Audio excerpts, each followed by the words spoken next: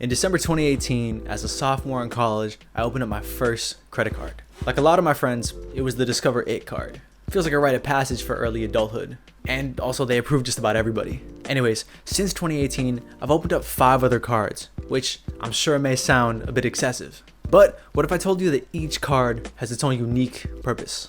For example, my most recent card that I opened was right before my trip to Spain earlier this year. The reason I got it was because I wanted a card with no foreign transaction fee. Because of that, now I have the Capital One Savor One card. Basically, there's a big diversity in what each of my cards do. Now, you don't need to have 6 cards like I do, but if you're not milking the financial benefits of at least one card, I would say that you're leaving money on the table. Hundreds, if not thousands, in cashback and sign-on bonuses and other perks. So let's make sure that you don't continue to do that. So let's dive in. Let's examine Credit Card Rewards 101. Rewards percentages. You can't talk about credit cards without mentioning cashback rewards. Basically, almost every card offers some sort of reward system, be it cashback or be it points. I'm most familiar with the cashback system, and that's because a lot of these entry-level and intermediate cards use that system as opposed to points. So we can use the Discover It card as an example. All purchases give you 1% back, which is pretty standard, but they also have rotating 5% back categories, which rotate every single quarter.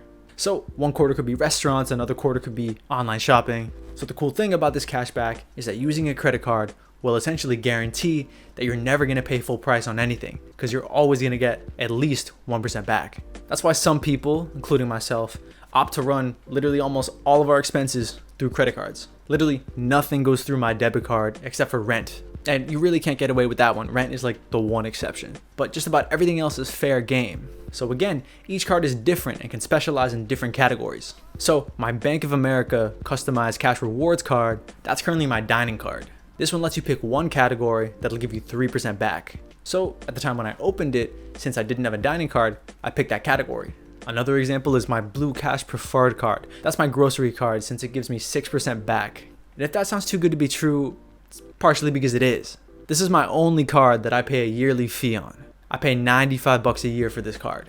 So there's actually a free version of this card that gives you 3% back on groceries. But so I ran the numbers and determined that I spend enough per year on groceries for it to make sense to get the $95 a year card. I would essentially earn more cash back that way, even with the $95 fee. So that's my grocery card. My Discover It card is kind of like my Flex card. Since it really gives 1% back on everything, I don't break it out unless that 5% category isn't something that's beneficial to me. So there was one quarter where dining was actually the reward. So I actually used that instead of my Bank of America card. And right now it's actually 5% on digital wallets. So essentially when I'm out and I'm making purchases, I always use Apple Pay with that card to get that 5% back. So I would say look around and do your research. There's a wide variety of cards, free cards, mind you, that do offer a wide array of rewards.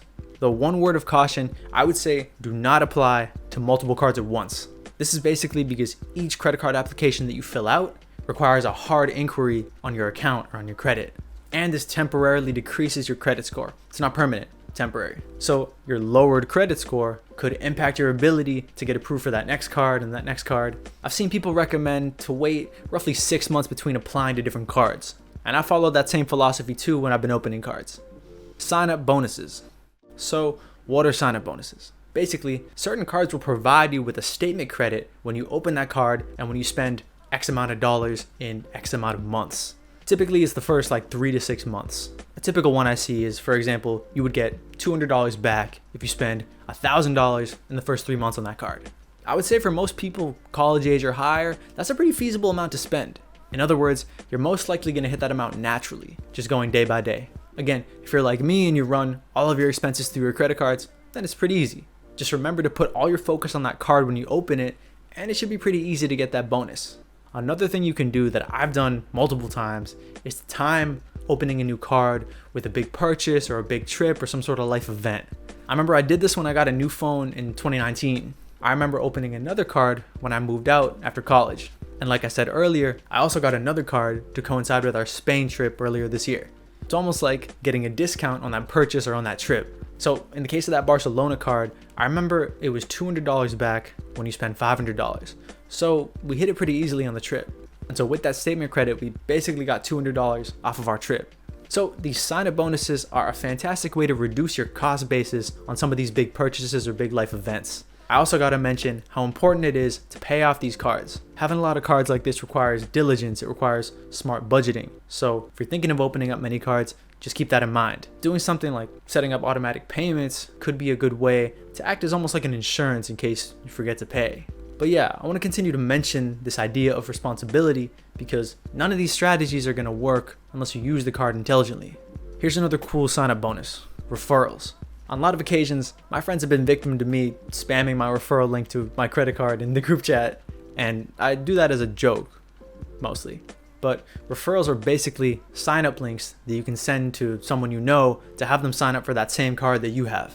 Now when they sign up, usually both of you receive some sort of statement credit. Usually it's like $50 or $100. So when I'm talking with someone and I see that they want to get into credit cards or are thinking of opening a new card, I just give them my referral link so we can both get kickback. And I've done this for like 6 to 8 people. It's nothing crazy in terms of what you're gonna earn, but I thought it'd be useful to include. Just don't abuse it, obviously. I mean, people can definitely see through it if you're just trying to spam your link to get a referral bonus. So I would say just let it come naturally through conversation. If it happens, it happens. Other perks. Apart from sign-up bonuses and cashback, there's actually a lot of perks that credit cards can provide you even at the entry level. First perk that I mentioned earlier is that some cards carry no international fee. Like I said, my Capital One card happens to have the same exact perk. Before my Barcelona trip, since I knew that I was going abroad, I wanted to make sure that I wasn't going to be paying that 3% fee on literally every single purchase. So just about a month before the trip, I did a little research and I settled on that card. And basically, every single purchase that I made in Barcelona was directly converted from euros to its USD equivalent with no sort of additional fee. I'd say I saved about like $30 to $50, which, I mean, it's not life-changing, but I think if there's money that you're going to be leaving on the table that you could just take, why not? Another really awesome perk that some credit cards can offer you is purchase protection. Now I can actually speak from experience on this one. So my Amex cards that I have come with this purchase protection offer, and this can cover me up to a certain amount if my purchase is compromised or if it's stolen. It was a couple years back. I really wanted to invest in a good pair of white sneakers. So I ended up picking these Axel Arigatos. I was super excited to receive them, except they never came. Or maybe they did and someone took them. I don't know. What I do know is that I was able to submit a claim through Amex, and in a couple of days that charge was reversed. Finding out about this was a game changer. I mean, it gives you sort of like an extra level of security when you make purchases through that card. And it's especially good if you live in a place where package theft is common. It's a good insurance on your items, which essentially costs you nothing. It's complimentary through those Amex cards. So I'd say maybe consider having a card with this perk within your rotation, especially for big purchases. The last miscellaneous perk that credit cards can offer you, I like to call bonus rewards. Some card providers can have deals in partnership with different restaurants or different retailers. They're pretty time sensitive. It's kind of like a coupon that you apply to your card within your mobile banking. So an example could be like, spend $25 at Sweetgreen and get $5 back. Or another could be, get 5% back at Target up to $150 of spend. So after you apply this coupon, all you gotta do is make a purchase at that retailer to get that benefit. I know Amex does this, and I know Bank of America does it as well. So every once in a while, I like to take a look to see if there's any rewards at places that I naturally shop at. I would say try to stay away from using this as an excuse to make a purchase that you wouldn't have otherwise made. Otherwise, it's a great little extra reward system. So that was my breakdown on credit card rewards. I hope you enjoyed, and I hope you learned something that you can apply to your own personal finances. Personally, I found that these perks have saved me hundreds, if not thousands, over the course of only like 5 years. So I hope you're able to take some of this and use it in your own life. I'm Ian the Sage. I'm a 20-something who helps other 20-somethings navigate their personal finances. And I hope you have a great day. I'll catch y'all later.